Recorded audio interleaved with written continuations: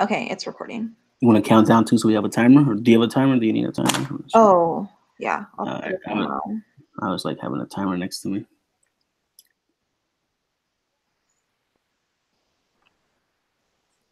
All right. So we'll go 3, 2, 1. So my first pet was a cat named Whiskers, and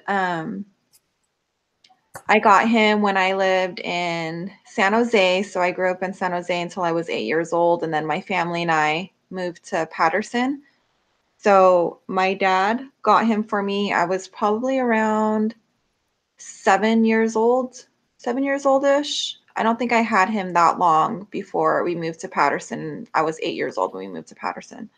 So he was an orange, yellowish colored cat, and he was so cute when I first got him as a kitten. My mom wasn't that happy about it, but I really wanted a kitten, so my dad got me one. And I don't remember how long we ended up having him for total. Anyway, he ended up dying eventually, which was really sad. But anyway, when we moved from San Jose to Patterson, he came with us in the car, and I just remember the drive. That drive is kind of like a long drive. It's maybe an hour and 30 minutes. So on the whole drive out here, he just stayed on the floor by my feet and didn't want to move. Like he was frightened and stayed there the whole time. But anyway, when we got to Patterson, he was mostly an outdoor cat, but he never really went far. He stayed around the house mostly. There were times that he did go and be gone for a couple of days, but we never really worried about it. He'd always come back, and I remember always opening the back sliding door, and I'd call his name. And he would come running back, or if you shook the bag of kittles, what is it called? Kibble, he would come running back, and then I would feed him water and kibble. And sometimes he would come in the house, but my mom didn't really like him coming in the house at that point because he was more of an outdoor cat, and so he was kind of dirty and not very clean. So he was my first cat.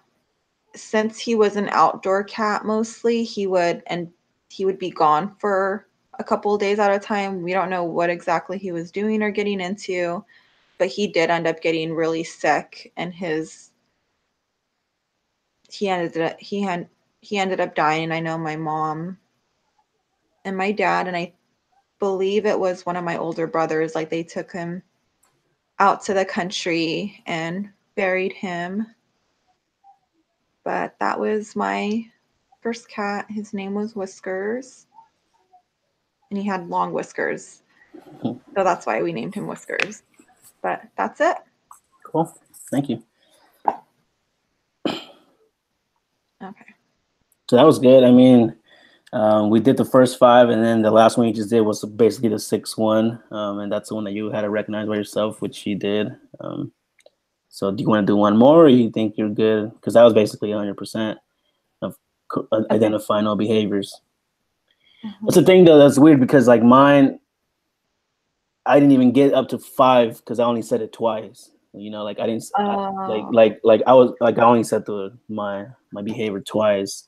So and we identified, you know, so that's why I ended up going to the next one. But I'm not sure if you think you had 6, so you think we should do one more, or you think you're ready? Because well, if I identified 100% of them, what do I do now? I just need to. Then we can move on to the actual data recording. And what is that one going to be? It's just going to be the booster question? What's up? What is this one going to be? It's baseline. It's exact same thing as baseline. So if you look at, if you look at it, it just says post-AT assessment. The sequence of a procedure for the post-AT assessments was the same as baseline. So basically, we're doing the same exact thing as baseline. But now you have the awareness training, and now you should do better, basically. Oh. Is that the part you were missing? Yeah, now it makes sense. So Okay. that's so now you have the intervention. Now we're actually taking data on the post AT. So that's what they mean by post AT assessment, because you did the awareness training, and now you should recognize things, and now you should be able to do your speech better. Okay. So when we graph, we're not going to graph what I just did, right? No, so that's why I didn't record any data on this. This was all just raising hands and us to be aware. And now that you're aware, now that you got 100% of identifying the target behaviors, now we can move on to post AT assessment, which is the same thing as baseline. And now I can record your data, and you should do better based on the study. Okay. And I don't have to raise my hand, or it's just I'm supposed to decrease my behaviors now that I have the awareness training. Exactly. No more raising hands. Just same exact thing as baseline. I'm taking data, same thing, but now we're not calling it baseline. Now we're calling it post AT awareness or post AT assessment. Yeah. So then the booster sessions are like after once you do a post. So like now we're gonna do a post AT assessment. Let's say you do a bad job, and then maybe we do one more, and you do again. Your behaviors are going up where they should be going down. They're like, okay, this person needs a booster. This person needs a little more help. Then we would throw in a booster session. Let's see. And the booster session basically is the same exact thing. It says right that the procedure for the booster session was the same as awareness training. So we do the same thing that we just did basically again. And then like, all right, like hopefully you're ready now. Let's try it again post the assessment. So that's what the booster sessions are. They're not exactly data points because you're going back to awareness training, but you can put an arrow saying, okay, this person did a booster session between these two because they needed help. Got it. Okay. That all makes sense to me now. So did you guys do it different with Allison? Well, we did it. This is still recording, but we did it. We did the awareness training, but she wasn't identifying the behaviors like that mastery criteria. So I think we were doing it correctly because we never got to that post AT assessment because she hadn't been identifying her behaviors while she was delivering the speech. So did you guys record data on those speeches? Yeah. Okay. Yeah, we're not. Yeah. I know we're not supposed to. Because it's not the actual. Because you haven't finished the actual awareness training yet. That's all part of just the awareness training, and then you record data. So that data, you guys need to figure it out because that data is not really correct. But it depends on what you guys want to do. I don't mind. I mean, I don't think it's wrong it's not copying the study that we collected data, but that data that data isn't going to be used for anything basically.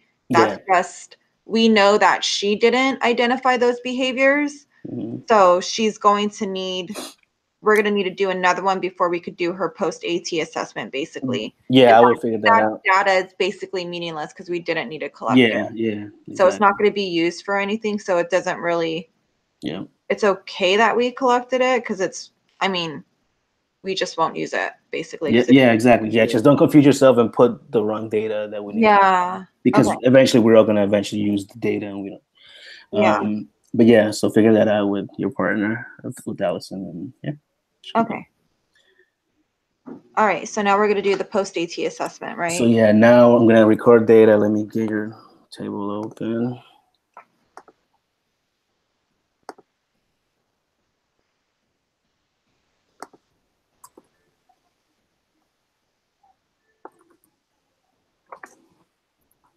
You want to keep this all in the same video, or you want to start a new video for post intervention, post AT assessment? I think that's what me and Marcella did, but it's your choice. Oh yeah, we could do that. I'll go ahead and do a new video. Yeah. So call this. Yeah.